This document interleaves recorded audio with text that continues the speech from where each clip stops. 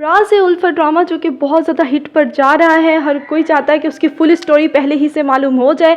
हम उसके लिए इतना इंतज़ार नहीं कर सकते हैं कि हम हफ़्ता भर का इंतज़ार करें और हफ़्ते बाद हमें उसकी स्टोरी का पता चले। तो मैं आज आपके साथ पूरा रिव्यू शेयर करूँगी, पूरी स्टोरी इसकी मैं बताऊँगी कि किस तरीके से इसकी क्या स्टोरी है और क्या इसका एंड होने वाला है। तो एंड तक देखिएगा, आपको बहुत अच्छा लगेगा, आपको इसकी फुल स्टोरी का पता चल जाएगा। असल में एक बाप है जिसका नाम इफ्तिखार है और इफ्तिखार की हैं दो बेटियां। बड़ी बेटी का नाम है मुश्क और छोटी बेटी का नाम है अंबर।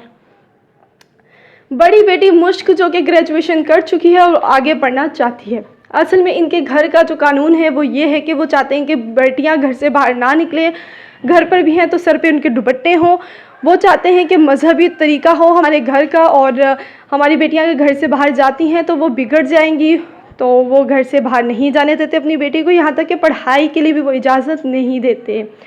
इसलिए मुश्क जो है अपने वालिद को बहुत ज़्यादा कन्विंस करती है कि वो मान जाएं और मैं स्टडी स्टार्ट कर दूं, यूनिवर्सिटी में चली जाऊं। लेकिन वो चाहते हैं कि वो जानते हैं कि यूनिवर्सिटी में जो है वो लड़की और लड़के इकट्ठे पढ़ते हैं, तो मेरी बेटी तो बिगड़ जाएगी। लेकिन फिर भी मुश्क जो है आखिरकार उन्हें कन्विंस कर ही लेती है। पहले ही दिन मुश्क की जो है दोस्ती हो जाती है एक लड़की के साथ जिसका नाम साहिबा है, और साहिबा बहुत खुले दिमाग की लड़की है। जिस घर से वो बिलोंग करती है वो भी घर बहुत ज़्यादा अमीर है और बहुत ज़्यादा खुले माइंड के लोग हैं।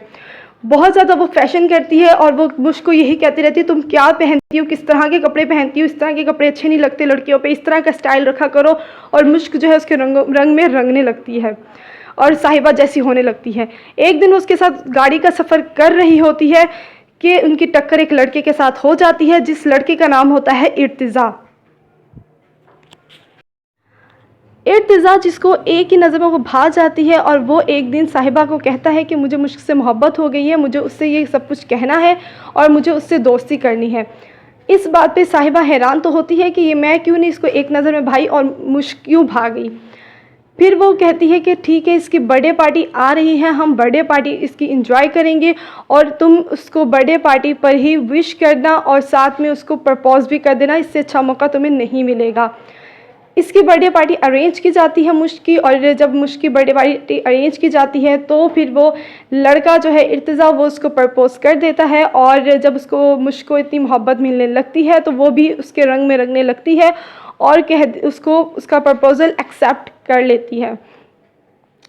यहाँ हम दूसरी नज़र में देखते हैं कि मुश्क के साहिबा को जो है बॉयफ्रेंड है जिसका नाम है नोमी, और नोमी जो है वो गलत नज़र रखता है, मुश्क पर गलत नज़र रखता है। और यहाँ आप देखोगे कि वो इसी तरीके से कोई पार्टी अरेंज करेगा और कहेगा कि मुझे जो है वो इस पार्टी में मुश्क के साथ तुम आना साहिबा। वो उसे बहुत ज़्यादा कन्विंस करता है, वो मान जाती है और साहिबा जो है मुश्क को लेकर आ जाती है उसकी पार्टी में।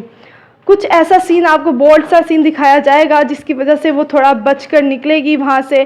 काफ़ी लेट नाइट हो जाएगी, लोग शराब पी रहे होंगे, इस तरह की लेट नाइट पार्टी होगी, यूनिवर्सिटी का टाइम भी ख़त्म हो जाएगा, कुछ इस तरह का सीन आपको दिखाया जाएगा। वो वहाँ से तो भाग जाएगी। वो भाग कर जब घर आएगी तो घर पर जब वो पहुँचेगी, लेकिन ये देखते हुए कि साहिबा उसका साथ ज़रूर देगी इस मामले में और उसको घर छोड़ने के लिए आएगी। जब वो घर जाएगी तो उसका बाप उसको थप्पड़ मारेगा कि तुम इतनी लेट नाइट आई हो, अब तुम इससे आगे स्टडी नहीं करोगी। जिस बात पे वो थोड़ा चिल्लाएगी अपने बाप के साथ, यानी कि गलत नज़रिए से बोलेगी वो अपने बाप के साथ,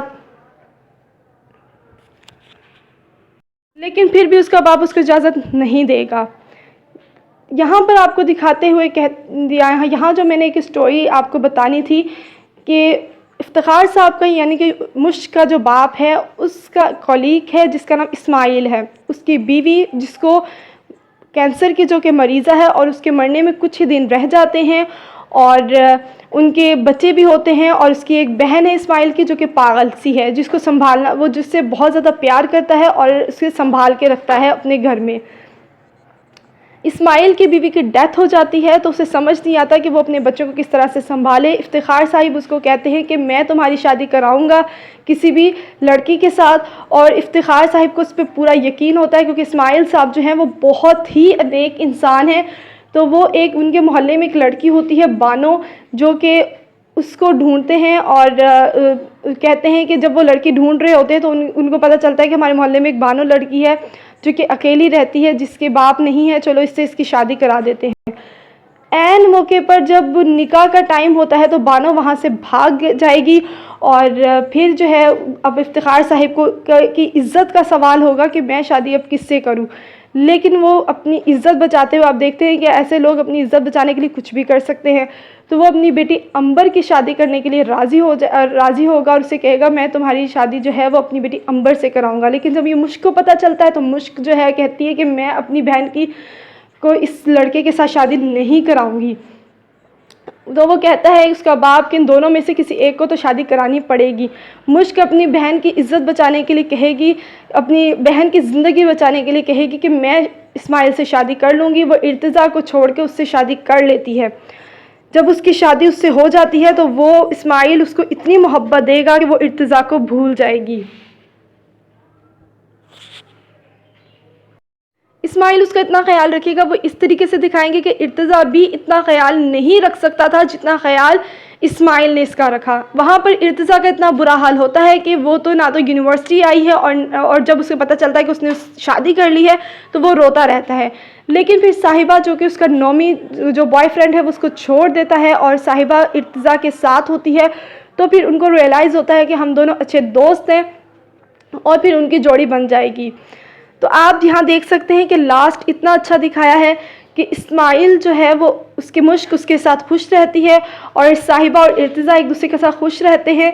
यहाँ पर माँ बाप की इज़्ज़त के बारे में बताया गया है कि हमेशा ये नहीं दिखाया जाता कि जो छोटे हैं उनका फ़ैसला ही ठीक होता है। यहाँ ये दिखाया गया है कि बड़ों का जो फ़ैसला होता है वो बहुत अच्छा होता है। तो यानी कि जो बड़ों का फ़ैसला उन्होंने बताया है वो यकीनन बहुत अच्छा है और हम ऐसा समझते हैं कि हम छोटे हैं तो हमारा फ़ैसला ही अच्छा होगा, हमने जो सोच लिया, हमने जो ठान लिया है वही ठीक है। लेकिन ऐसा गलत होता है और ऐसा भी सच है कि छोटों का फ़ैसला भी ठीक होते हैं, लेकिन जो बड़े हमारे लिए फ़ैसला करते हैं वो यकीनन हमारे लिए कहीं हद तक बेहतर होते हैं। तो यहाँ पर माँ बाप की इज़्ज़त के बारे में जो बताया गया है, जो सबक हमें दिया गया है कि अगर हम माँ बाप के आगे जी हजूरी कर लेते हैं तो हमारी दुनियावी ज़िंदगी भी अच्छी है और हमारी आखिरत की ज़िंदगी भी अच्छी है। यानी कि हमें इस ड्रामे में बहुत बड़ी नसीहत मिली है कि अगर हम अपने माँ बाप के कहने पर चलते हैं तो हम ज़िंदगी भर खुश रहते हैं और आखिरत में भी। तो अगर ये वीडियो अच्छी लगी है, ये ड्रामे की स्टोरी आपको अच्छी लगी है तो भाई इसको लाइक करके आगे शेयर कर दीजिएगा ताकि लोग जो हैं वो इस वीडियो को देखें और उनको भी ये स्टोरी अच्छी लगी और वो भी इससे नसीहत हासिल कर सके। अगर वीडियो अच्छी लगी तो वीडियो को लाइक और शेयर करना मत भूलिएगा। मिलते हैं न्यू वीडियोज़ में, जब तक के लिए अल्लाह हाफिज़।